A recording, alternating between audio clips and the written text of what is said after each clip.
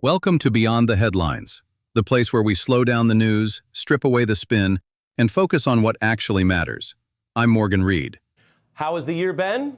Well, the New York Times, thinking back on what we've just been through, calls it one relentless year, clearly a reference to the first year under the second term of President Trump, as well as some of the other things we've all gone through. To close it out, here is what a big Trump critic had to say as a kind of holiday message.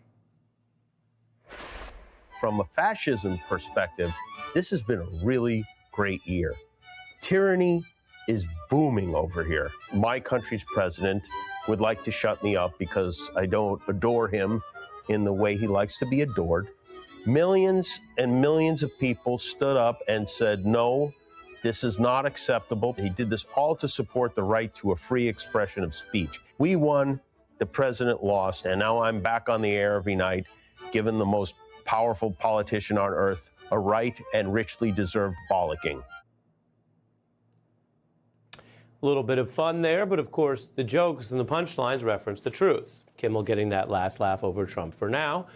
But it is worthwhile to look at how he won and how Donald Trump's effort at a censorship plot has been going across the year. He spent a lot of 2025 with his view of opponents and criticism as something that should be punished, illegal, or outright attacked.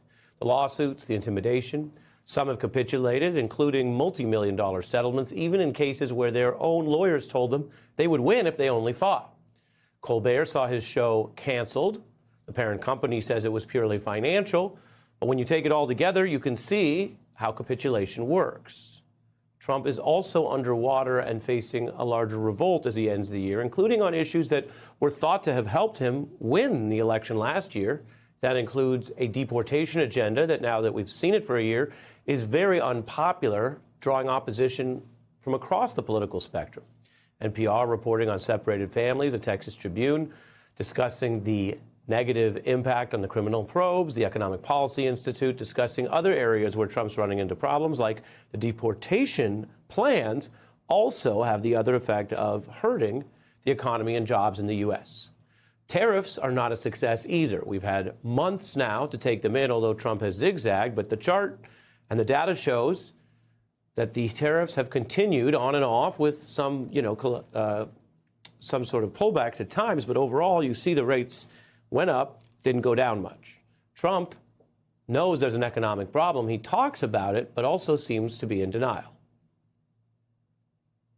There's this fake narrative that the Democrats talk about, affordability. They just say the word. It doesn't mean anything to anybody. The word affordability. I inherited a mess. I inherited a total mess. It's a con job. I think affordability is the greatest con job. They look at you and they say, affordability. They don't say anything else. Everyone says, oh, the word affordability is a con job by the Democrats.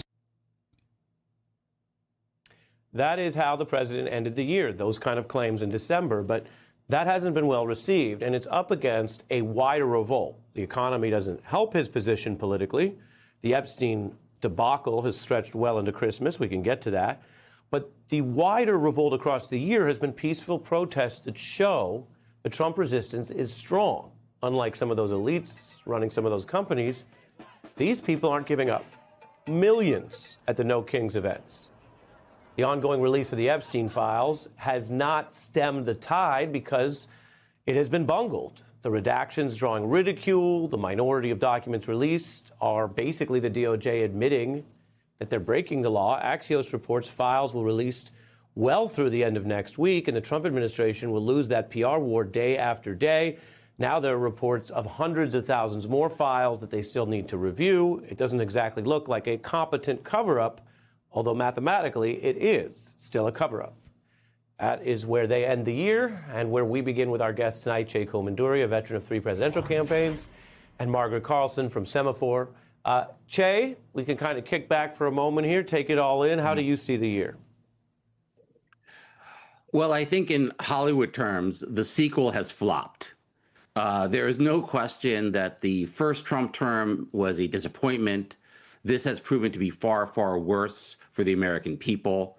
I think that Trump has done something that's very rare. He's such a divisive figure, but he's managed to unify the country in disapproval, not just of him, but specifically of his economy. Trump's economic numbers are significantly lower than his overall approval. And it seems to me that his overall approval is quickly catching up with his dismal economic numbers. I do think on the more hopeful note, however, if America's Ebenezer Scrooge and Trump is the ghost of Christmas present, we don't know what the ghost of Christmas future is going to be. And it could be any number of people. It could my hope is it's something that's going to be better for all of us as Americans. Wow, Margaret, Jay came to play today. A lot of Christmas analogies that I'm obviously not fit to work with, but interesting. I wonder, Margaret, we've spent time with you in the last few weeks on Epstein and some of the topics of the week. But when you look at the whole year, same question to you. Hello, Shay. What a downer you are this time. I was trying to think of one cheerful thing that happened as I was reading the papers today, end of the year, where are we going, 10 best, 10 worst. The only thing I could think of in the realm of public realm was Pope Leo XIV being chosen without any charges of fraud or voter intimidation. And so far, so good. He doesn't have a family that's committing fraud and becoming enriched.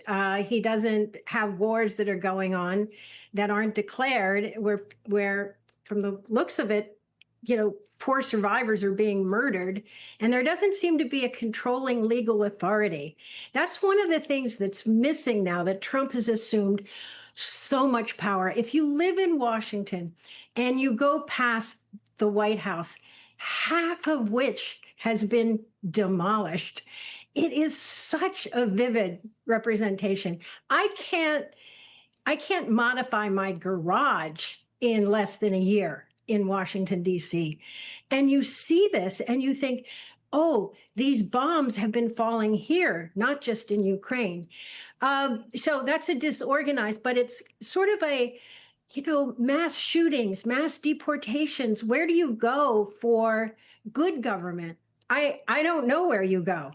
And by the way, the Ukraine talks are not going to lift our spirits because Trump seems to think that Putin and Zelensky are equally to blame for the bloodshed. And he so wants a Nobel Peace Prize that he's not going to listen to anything else.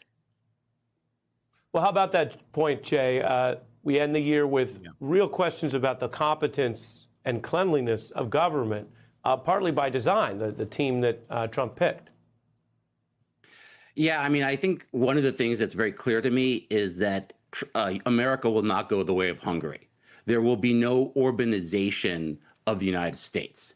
And it's not because Russell Vogt and the people around him haven't tried. It's because they are led by an 80-year-old man baby and these incompetent wannabe podcasters he's surrounded himself with. They simply do not have the competence to pull it off. Now, the question of whether America becomes Argentina, an economic basket case because of some of these policies, I think that's still very much an open question. But I do think that in a more hopeful way, I think that their worst designs are simply not going to be realized. America's too large, too diverse, and too democratic for it to occur. Well, it's an interesting point to end the year on, Jay. And Margaret, we've gone through it this year. There were moments, say, day 4 of Doge, where people thought, oh, my God, can you really get away with this? And the answer, relatively quickly, I'm not minimizing some of the damage, but by the scale of the federal government, the answer relatively quickly, Margaret, was no. They ultimately did not get away with it. There were limits on how long Musk could be what he was, which was a fake wannabe cabinet member who didn't divest and do the things under the law that real cabinet members do. There were actually limits on how long he could be there. Then the reporters got involved and pointed out how little money they actually saved. And the public said no. I picked that as one example. Censorship, I'll put up the headline since we had the Kimmel of it. Trump says Colbert should be put to sleep, quite a terminology there, when he was upset about coverage. And the disapproval of him should cost their broadcast licenses. Of course, that's kind of an old school reference to something that didn't work in the first year although they tried, Margaret, the effort to threaten media with licenses did not actually end Kimmel. Well, a lot of the threats have ended in corporations and universities forking over large sums of money for no reason except to be relieved of the threat of this madman who's coming after them. If you read Jonathan Karl, ABC Jonathan Karl wrote a book called Retribution, and it's one of the better books coming out of this go at Trump. He is a baby throwing a tantrum, only with immense power. The baby has no power, but he's kicking and screaming and getting his way. There's no Supreme Court that seems to be coming in. Where are the parents? There are no parents. And I don't think the press, and I don't include Che now, or I'm just saying the press writ large and me, know how to deal with somebody who lies so much. You can't take issue with all of it. And it seems that, some people believe it, some people don't, but you cannot, in Retribution, Jonathan Karl shows how he almost always gets his way. He gets back at people. He has an enemies list that's far longer than Richard Nixon or anything Richard Nixon was able to carry out. And while we had the no kings, and I agree with Che, we'll get out of it, but we're not going to get out of it without a lot more pain. And I think the Ukraine pain is going to come very soon with this next meeting, where nothing comes out of it, Che, but more fighting. Accountability matters. Transparency matters. And justice only works when it applies to everyone, not just the powerless. That's why these stories matter. If you believe the public deserves facts instead of spin, and clarity instead of silence, take a moment to like this video, share it with others, and subscribe to Behind the Headlines for calm, independent political analysis. I'm Morgan Reed. Thanks for watching.